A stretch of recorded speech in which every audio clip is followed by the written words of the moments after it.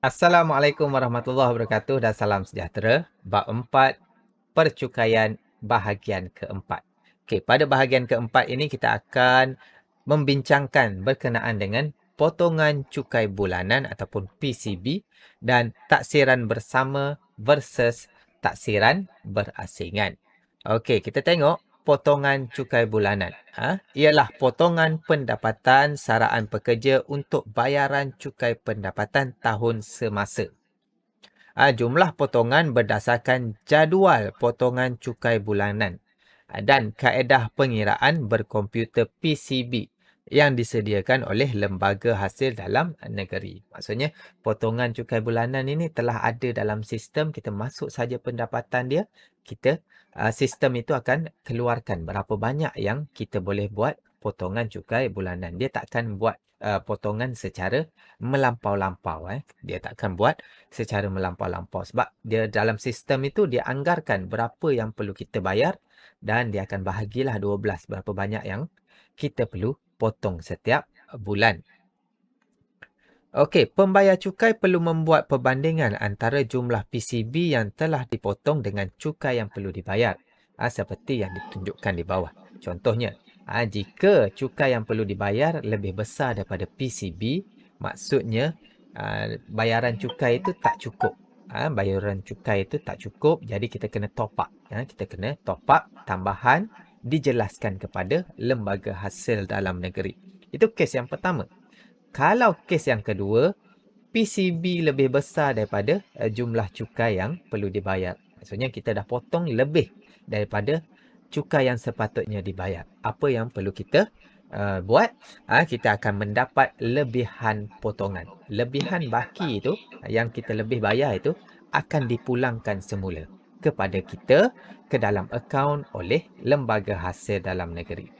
Dia tak ambil lebihan tu, dia akan pulangkan semula kepada kita masuk ke dalam akaun yang telah disetkan semasa kita mengisi borang cukai pendapatan itu. Okey, kita tengok contoh keempat, buku teks muka surat 108. Okey, gaji tahunan Encik Lim ialah 74,000. Menuntut pelepasan 9,000, individu, insurans hayat 7,000, perubatan 1,325 dan perubatan ibu sebanyak 1,250. Dia juga mendermakan yang ini pengecualian. Okey, 1,000. Hitung cukai pendapatan yang perlu dibayar bagi tahun tersebut. Okey, macam biasalah, cukai pendapatan. Kita kira dulu pendapatan bercukai. Itu 74,000 untuk jumlah pendapatan tahunan. Ditolakkan dengan pengecualian cukai 1,000 yang dia dermakan.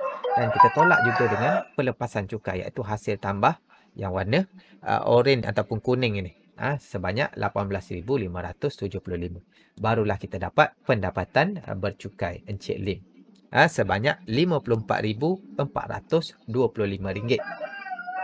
Okey, seterusnya apabila kita dah dapat pendapatan tahunan itu, kita akan tengok jadual, jadual kadar cukai. Yang ini dia terletak pada banjaran 5,000, 50,001 hingga 70,000. Jadi 50,000 pertama 1,800. Bakinya dikenakan kadar sebanyak 14%. Apabila kita kira, kita dapat RM619.50. Jadi adakah dia mendapat rebat cukai? Tak dapat sebab lebih RM35,000 dan Encik Lim ini bukan beragama Islam. Dia tak bayar zakat. Okey, rebat sifar. Jadi cukai pendapatan Encik Lim adalah hasil tambah ini, RM1,800 ditambahkan dengan RM619.50, iaitu dia perlu bayar RM2,419.50. Okey, adakah Encik Lim perlu membuat bayaran baki cukai pendapatan? Jelaskan jawapan anda. Okey, pada soalan itu dia bagi tahu dia ada membuat potongan cukai bulanan sebanyak RM180 setiap bulan. Jadi untuk tahun itu 12 bulan jumlahnya dia buat RM2,160. Iaitu lebih kecil daripada cukai pendapatan. Maksudnya dia terkurang bayar. Dia kurang bayar. Jadi dia kena top up lah. Dia kena top up banyak mana? Banyak mana yang dia kurang bayar itu. Sebanyak hasil tolak cukai pendapatan ditolakkan dengan PCB yang dipotong. iaitu sebanyak RM259.50. Dia perlu bayar lagi tambahan kepada lembaga hasil dalam negeri. Top up lah. Okey. Kalau dia buat potongan RM210 setiap bulan, apa yang berlaku? Okey. Jadi untuk 12 bulan dia telah membayar sebanyak RM2,520. Dia terlebih bayar. Sepatutnya dia bayar RM2,419.50, dia dah bayar RM2,520. Jadi ini kes kedua di mana dia akan mendapat lebihan potongan. Dia mendapat lebihan potongan. Jadi sebanyak RM150 ini akan dipulangkan kembali oleh LHDN ke dalam akaun Encik Lim. Sebanyak itu dipulangkan. LHDN takkan ambil lebihan potongan itu, dia akan pulangkan kembali masuk dalam akaun Encik Lim.